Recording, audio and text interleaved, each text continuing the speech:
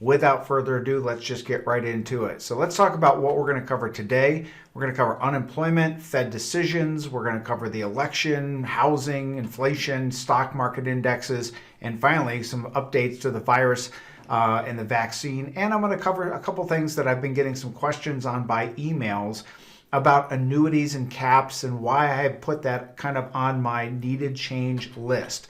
So let's just jump into it real quickly. If you haven't attended any of these broadcasts in the past, this is what we call an economic mapping, where we take all the different possibilities.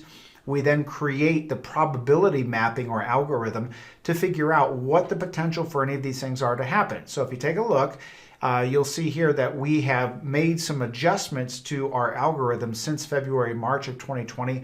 And one of those changes was what I would consider the crash of the real estate.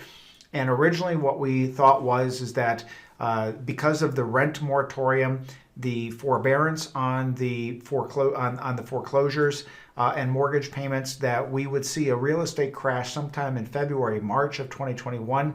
We have now pushed that into the summer, July, August, even September of 2021. Again, right now there's 8.4 million mortgages that are in forbearance. I want to remind everybody about something. If we just remember history and we go back to the Great Recession, and do you remember the real estate companies, the real estate promoters, the real estate investors? They all came back out and said, back then, they said, don't worry about all these, unsubstantiated mortgages. Don't worry about the boom in the real estate. Real estate's always going to be good. It will, but there are going to be times in history where we can look at buying because the price is so good. I really believe that next summer will be that, because if you remember back in 2006, 2007, they all said that the real estate was going to always continue going up. I sounded the alarms back then, just saying I don't understand how they can figure that, because you've got all these people, you have people making $30,000, $40,000 a year buying $1 million house because they can't substantiate their application of their income. I'm seeing that same dynamic right now, and I am fully anticipating huge real estate crash. Now again, I'm not going to say that the real estate is going to crash all over the country. It will crash in certain areas, primarily Los Angeles, Chicago, New York, Miami, those places where a lot of the virus has hit, a lot of people moved out. The economic base itself has changed within those places. And then if you add on to that the mortgage forbearance that is coming due, and there's no plan right now on how to pay that off, then we do see that the dynamics and the fundamentals will cause that crash. Now let's go into, I do believe that real estate will rebound, and it will rebound within about a year or so. So there is that short period of timing that we can jump in. Some of you remember when the 2008 mortgage crash happened, you could go buy a $300,000 house for $75,000 to $100,000. And sometimes they were giving them away. And so again, this is another buying opportunity. We know of people that worked in the Florida market and in the Los Angeles market and in the Las Vegas market. They bought hundreds of homes for just a few $1,000,000. And now they're sitting on $40, $50 million. So again, these are big opportunities that are coming up. And again, a lot of that is dependent upon interest rates, the political and tax environment, and how many people are employed. Well, we already made this assumption that we're going into phase 2 and then soon to be into phase 3 into 2021. And a lot of what happens with the real estate market and the stock market is going to be based upon employment and the ability for people to buy homes and justify the mortgages, because it's a lot harder to get. So we're calling the circle of real estate volatility to be in the summer of next year. Now let's talk about the taxes. I changed version 4 about a month ago, early September, when Biden and his administration came out with their tax plan. I have made some major adjustments to this economic mapping because I think it's going to make a big difference. So the stock market under Biden, I think, is going to increase quite drastically, but then based upon those tax changes, we will see a very quick drop. If somebody asked me off the cuff, what do you think? I think that if Biden gets in and the House and Senate is controlled by the Democrats, we're going to see that $3 trillion HEROES Act that Pelosi proposed back in May. And I also think that we'll see a 30% increase in the stock market, but easily a 20% pullback. Again, that's not only controlled by just the economics of it, but it's also controlled by the institutions and the hedge funds that are playing this game against you. Now, if Trump gets in, I do see that there has to be some tax changes to cover this $7 trillion, but they're not going to be as draconian as the Biden, because there's no plan to undo the Trump tax reform. There's no plan to increase regulations. There's no plan to increase corporate tax and make us non-competitive again with the U.S. So again, these things are all things that are very, very critical in this election. And again, we'll have a better idea in about a week or so. Now, what I do see is that if Trump is elected, we will probably see around a 10 to 15% increase in the stock market, because again, if the Republicans get in, or at least if there is a stimulus package, and we know that the delay in the stimulus package is mainly due to politics. Once the election is over, I'm fully confident that a stimulus package will get through. It'll probably be more in the $1.6 to $1.8 trillion number versus the $3 trillion number, which does not give as much of a pump up to the stock market, but it also does not give as much of a crash. Again, I am still anticipating, and you're seeing it, we changed this back in the beginning of September to version 4. And I said, expect this massive, massive volatility until the election is over. We see it. The stock market goes up 8%, down 10, up 12, down 10. I mean, we've seen this just within 60 days. It's some of the wildest volatility in many, many decades. So again, the stimulus relief really has to do, and the hang-up has to do with the Democrats. Well, I shouldn't say that. It's not all the Democrats. It's primarily Pelosi, Schumer, and some of those Democrats that want to bail out some of the bankrupt states, their pension plans, add on a lot of things that really just have nothing to do with a virus stimulus or a virus relief package, but they're using it as leverage. So again, they're in that stimulus package when it's released, depending upon who wins and what side of, what happens to Congress too. PPP is going to be there. Mortgage forbearance should be at least worked out. Stimulus check, how much, if anything, will everybody get? What will the unemployment be? How are they going to cover student loans? And then some of the other ones, like you see on your screen there, the state pension bailouts and the state reserve funds, okay? Again, but the economic growth of this country and the faster recovery is not going to be dependent upon the size of the stimulus package. It will be dependent upon where that stimulus package is dispersed. If it's dispersed in concentrations, like for state pension plans, then it won't probably have as much of a relief as what we think, but it will still have as big of a tax cost as the stimulus package level is. So that's a very dangerous thing. So here's some good news on the economic outcome, or the economic unemployment. We're down to 751,000. I know that sounds staggering for the last week, but considering that we were over a million for a while, and then we dumped under 800,000. So we had a decrease of 40% or 40,000 new jobless claims. And here's the greatest thing. We're down now under 5.5% unemployment, down to 5.3. And it's the third week that we've decreased unemployment. Vaccine update. Well, we got 35 vaccines in the works right now. We've got 14 companies in phase 2, 11 companies in phase 3. 6 companies now approved for limited use. And then there's 1 company approved for emergency use with adults and children over 12 years old. And let's talk about that for a little bit. So we have Pfizer and BioNTech, however you want to pronounce that. They've now just released that they're going to have a 3-week pushback. That still puts us in November, which was our target date. We have Gilead Pharmaceuticals. They're now produced over 70 million doses over the last few months and they're ready for distribution.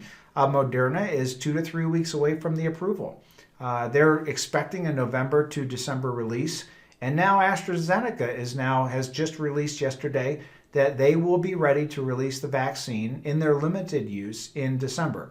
So this is what we originally mapped out in our algorithm. We estimated that with the fast track program that the government put out, that the FDA, along with these companies, along with billions and billions of dollars that the federal government has funded into this research, we thought that it would happen towards the end of the year. That means that the first quarter of next year looks to be very, very positive.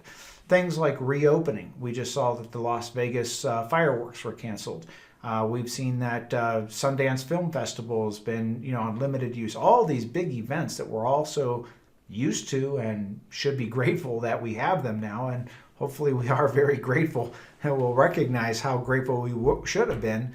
Now we'll start to see some of these things come back into light and hopefully life getting back to normal.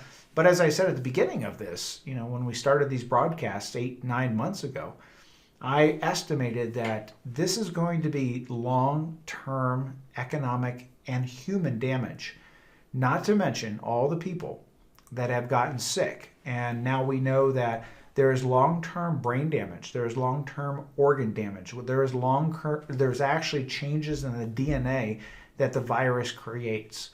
So it's that there's the health issues that we have to deal with long-term. We also now have to deal with what we were so worried about with all these massive lockdowns, is the psychological effect. We're now told that children, because of these massive lockdowns, will be 1 year in social and mental development behind what kids that didn't have to go through this would have been. We're now seeing suicides at 400%. They haven't been this high since the 60s and 70s. So we're seeing massive, massive depression, massive suicides, narcotic use is up, violent crime is up. All these things that we said that when you lock down humans and you take away their economic ability in certain cities to go out and earn money and have a decent life, it's going to have an effect. I'm not saying that we had a choice in certain places, but it's going to have an effect. And these are things that also have to be considered as to how they affect the financial markets, health insurance, Social Security, all these things that we deal with. They're not just the end math. We have to look at, like a ship captain, is the storm going to hit us? And can we reroute around that storm? And I think that there is a longer term storm coming that we have to be prepared for. Not much change with the Feds. Again, we've talked about this. Fed Chairman Powell's got 15 months left. There's not much left on what they can do from the Treasury standpoint and the FOMC. This is all really going to be based upon the stimulus package. And this is why Powell has pleaded with both sides of the aisle to get this thing straightened out. He says that there's about 2 to 3 years of economic recovery. I would completely agree with that. 4 years until an anticipated interest increase. But I want to bring to light, he only has now actually 14 and a half months left on his term. So this means that if the Democrats do a clean sweep, then he might get replaced. So we're looking at something completely different. Better inflationary recognition and remodeling the calculation methods is what they've done. So this really is going to have an effect on annuities and bonds and making sure that you are keeping up with or at least beating inflation. Now I'm going to go off on a little tangent right now because a lot of people have emailed me in because I've kind of brushed over about these annuity caps. And I've had a bunch of people ask me, can you explain that in better detail? So what an equity indexed annuity is, it's a pretty simple concept. What you do is when you invest the money with an annuity company, here's what they do. They take about 95% of your money and they buy bonds. Now, some of those bonds are short term, some of them are intermediate and long term. And what they do is they take the bond interest. Now, let's just presume they buy a 30-year bond, and let's just presume they get 3 or 4% interest right now. And what they're going to do is they're going to take a percentage of that interest, and they're going to keep that for their profit. So maybe they keep 0.5% to 1%. So maybe they have 2% left over. What they're going to do with that bond interest is they're going to go and buy options on stock markets. Now, you get to usually pick what indexes they choose. You could pick the Russell 2000, the Wilshire 5000. You could pick the S&P 500, the Dow Jones Industrial 30. There's all kinds of different indexes that you can choose from. And the way that the option works is when they buy the option, an option says that, let's just say that the Dow Jones is at 26,000 today. And let's say further that if they buy the option, and let's say that you have a 1-year option. So if the Dow Jones is above 26,000 in a year from now, well then whatever that's up by, that's your gain limited by whatever your cap is. So let's use an example. Let's say that they're going to buy an option on the Dow Jones Industrial Index at, say, 26,000. And it's a 1-year option index. Next year, if the index is up by 10%, the Dow Jones is up by 10%, you could make up to 10% if you had an unlimited cap. Now, let's talk about what happens, and I'm going to talk about why these caps are so important. Now, let's talk about what happens if the stock market drops. Well, your money is not actually invested in the stock market. Your money is invested in these government bonds. So the up or down, the down, I should say, of the stock market is irrelevant to the safety of your principal. Why? You don't have it in the stock market. All they're doing is they're taking the interest from those bonds and they're buying options on the indexes. So let's say that the Dow Jones drops from 26,000 to 16,000, 30-40% loss. What effect does that have on your annuity? It just means for that year, you may not earn any return, but your principal would stay exactly the same. Now, why is that important? Well, when you're retired, we've always talked about the 3 buckets.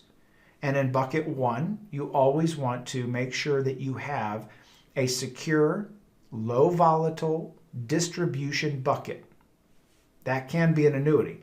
Now, for most of you that know, I put a stop on any annuities inside of our planning system from the end of 2016. So for 2017, 18, 19, and just up until about 3 to 4 months ago, we would not use annuities. And one of the reasons is because of the caps.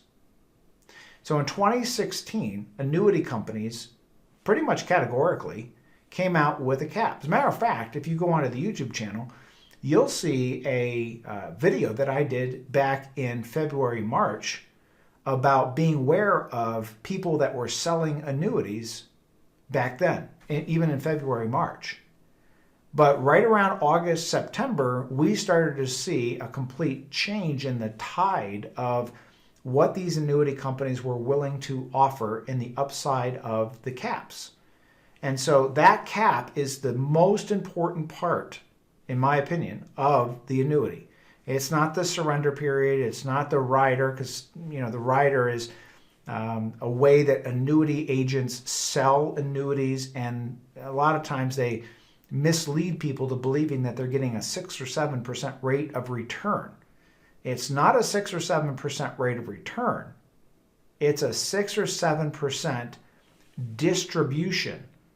And so you might have a 6% distribution rate on your annuity, but your annuity may only make 1%. So that means that 6% or 5% of your annuity that's giving you money, it's just distributing your own money to you. Okay, that Ponzi scheme, right? Same concept. So again, or Social Security, right? Same idea. So again, in February, March, when I said, listen, be very, very careful of these, August, September, I changed my tune because they changed the caps. So now let's talk about the caps, and I'm actually going to give you an example. So hopefully that makes sense, how these equity index annuities work and what those caps are. So again, if the market drops 30-40%, it's not going to affect your principal at all. You've still got what you had in there from the year before, but you just don't earn anything. But now let's go back to that example that I gave you, that if, let's say, you had a 12% rate of return on the market and your cap was 8%, that 8% gets locked in. So if you have 100,000 and you have a 12% gain in the index that you choose and you have an 8% cap, At the end of the year, you have $108,000. Now, setting aside fees or things that I'm not going to get into here today with my broadcast, but assuming you don't have fees on that account, you now have $108,000, and that's locked in. All right, now what happens if you only have a cap of 2.5%? And this is what I'm talking about. Many companies have not changed their caps, which means that while some companies that we noticed in August and September started changing caps, a lot of them did not. I know the list of them because we have research software that figures it out, but a lot of these companies are still down in the 2.5%, 2.75% cap. How does that work? Well, now let's say that the stock market goes up by 12%, but let's say you have a cap of 2.5%. Well, you only get 2.5%. You don't get the full stock market rate of return. You only get the 2.5%. Now, that 2.5% still gets locked into a new base.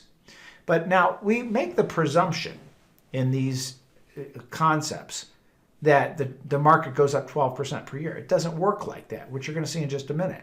Usually the market, on average, will go up 2 out of every 3 years, and once there'll be a loss. And so if we make that presumption, let's say that year 1, the market goes up by 12%, and year 2, the market goes down by -20%, and then year 3, the market goes up by 12%. Well, the way it works is if you have an 8% cap, that's going to give you 4% for 3 years, right? Because you earn 8% the first, 0 the second. Remember, you don't take a loss when the stock market loses. You just don't actually have a return. And then you make 8% the third year. So if you take the 16% divided by 3 years, you've made 4% per year, right? Now, if you take the 2.5% cap, same situation, now you're only making 1.66% per year. The enemy is inflation. Again, if you have 4% inflation, a 2.5% cap is going to lose you 7% over 3 years versus an 8% cap, which is going to cover inflation, and you're going to maybe break even, maybe make a little bit, but at least you're not going backwards, and that's one of the keys. And you can see here in the illustration that I'll bring up here, look in the top right, let me just find my little, if you look here what we're circling, look at this. 2017, the market was up 21%. 2018, the market was down 4.38, and then in 2019, the stock market went up by 31%. So let's bring our attention over to what's happening right now with the S&P market. So I'm going to switch gears a little bit because I wanted to cover what it means to have a limited cap on an annuity or a higher cap that you have the chance of breaking even with inflation. Now, why didn't I sound the alarm bells before this? I did. If you watch all the videos that I did on annuities, I kept saying if you have a 2.5% cap, you got a problem. But it not nearly as big as right now because of what has changed with inflation. Again, the Feds have completely changed the way that they're going to calculate inflation. We can anticipate a much higher, if not doubling, of inflation. It was only about 2% before. So if it was 2%, you had a 2.75% cap on your annuity. You had the ability or potential to actually be ahead, but not anymore. That's why I'm firing off the alarms. Hey, you got to be really careful if you've got one of these older annuities. Okay, so let's take a look at the stock market. So when we got into this year, right, here's the beginning of the year, and look at where we are right now. Here's our baseline. Right now we are, and you can see this here, positive 0.08. Now, we were as high as 6.5% up in this range, but again, as I stated in my economic mapping, we could anticipate, a lot of volatility during this election time. And again, a lot of what's going to happen with the stimulus package is a big number. Now, I want to bring your attention back to something. I just noticed this on here, but I think it's worth mentioning. If you look here, we were up by 6.9% in the S&P 500, back ending on 827. Let me remind you of what 827 was. 827 was the reporting of the economic metrics of our country after the first round of stimulus got pumped in. But we also at that point had the belief that there was going to be a second round of stimulus when Congress got back from vacation on September 8th. So you can see how much that does affect the stock market. And again, as you know, you've probably been reading, watching news, it's everywhere now, that failed. And now you can see what that failure has done to the results of the belief of the stock market in the short term. So what are the actions that we can take right now? Well, I've talked about the paradigm shift in where our money should be invested. Now, we have changed our internal portfolios 4 times since March, and we are now on track. We have the portfolio exactly where we want it because it's based upon where people are spending money. Are they spending money in stores or online? Online. Are people moving to the suburbs or staying in the cities? They're moving to the suburbs. These are the kinds of things that you have to change when people, economies, civilizations change. You got to change with it. You could be one of those old buy and hold investors, and no matter what, we're going to buy Betamax, and then VHS took over, right? And then you were going to buy CD-ROMs, and then Blu-ray took over, and then you were going to buy Blu-ray, but then streaming happened. So what I'm saying is, in the world of investments, the old just buy and hold does not always work. I'm not saying day trade. I'm not saying try to figure out short term, but it's not too hard to sit down and map out where people are spending money, where people are moving, where jobs are trending. And that's where we put the money ahead of where it's actually going. Okay, so again, if you have not done this, if you're with us, we've already done it for you. If you've not already done this, this is something I would highly suggest doing. Sell real estate now. It's funny because people ask me, well, what are you doing? Well, we're putting our house up for sale. We'll rent for a year.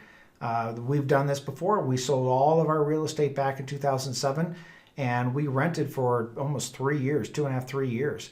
And we waited until the timing was right. But we have now again, everybody's different.